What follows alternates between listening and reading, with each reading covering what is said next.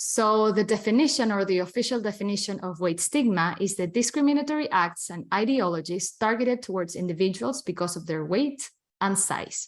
So it's the discrimination or treating differently or unfairly someone because of their body size, and also all of the preconceptions and stereotypes that people have towards people with overweight or obesity. Stereotypes such as people are lazy, they're overeating, they have poor health. A stereotype that's very common in the healthcare setting is people with overweight, probably all of their health problems are because of their overweight.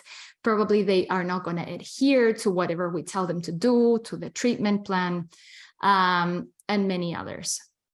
So weight stigma manifests in various domains of life, such as healthcare, the workplace, interpersonal relationships, among others. But in this talk, we're going to focus on weight stigma in the healthcare setting.